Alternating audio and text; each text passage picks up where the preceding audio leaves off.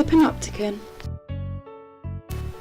The Panopticon was part of Michel Foucault's book Discipline and Punish: The Birth of the Prison, under the chapter Discipline. The Panopticon was a prison-like institution designed by social theorist Jeremy Bentham. The Panopticon ensured ultimate power, as a prisoner can always be seen and never knows from which angle he is being watched. They also cannot communicate with the guards or other prisoners. Jeremy Bentham's inspiration for the Panopticon could have come from Louvois' menagerie at Versailles, the first menagerie in which the different elements are not, as they traditionally were, distributed in a park. The Panopticon ensured ultimate control over the body, as you cannot communicate but you can always be seen and watched. As Foucault explains, visibility is a trap. This kind of control took place when a plague first came into a town. Inspections functioned ceaselessly, the guards are everywhere. The villagers are always being watched by the guards and officers, all of their actions are observed. All villagers must be surveilled at all times. Foucault explains that if the villager tries to leave the street, he will be condemned to death.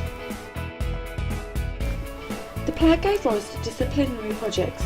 Rather than the massive binary division between one set of people and another, it called for multiple separations, individualising distributions and organisation in depth of surveillance and control, and intensification and a ramification of power. The plague-stricken town and the panoptic establishment are different. They mark, at a distance of a century and a half, the transformations of the disciplinary programme. In the plague-stricken town, the person must present themselves, as they cannot be monitored all the time. However, in the panoptic establishment, they can. This change brought about a disciplinary society and also brought forward a number of processes. The functional inversions of the disciplines. The disciplines play a positive role to increase the possible utility of individuals. Military discipline now allows the military to exist as a unity that derives from this very unity and increases in its forces. The disciplines function increasingly as techniques for making useful individuals. The swarming of disciplinary mechanisms. In an example of school children, the Christian school must not simply train docile children, it must also make it possible to supervise the parents to gain information as to their way of life, their resources and their morals. Foucault explains that one must learn by skillful questioning in what way they behave at home. This way they have further knowledge in order to prove how they can and should behave. And finally, the state. Control of the mechanisms of discipline. In England, it was private religious groups who carried out for a long time the functions of social discipline.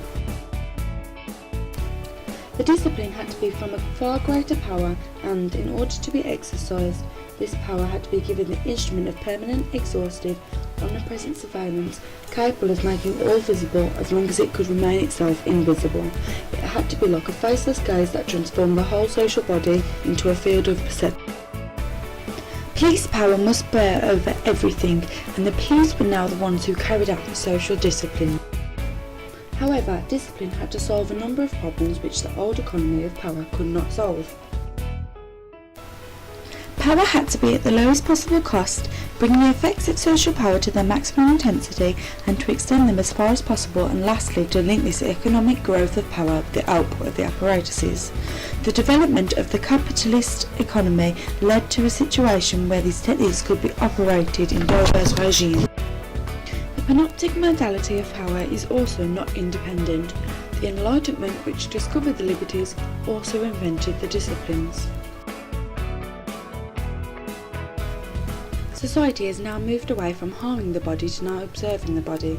The practice of placing individuals under observation is a natural extension of a justice imbued with disciplinary methods and examination procedures.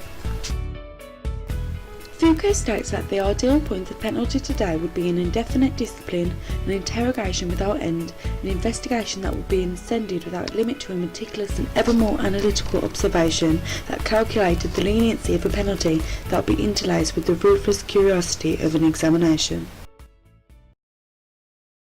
Created using Powtoon.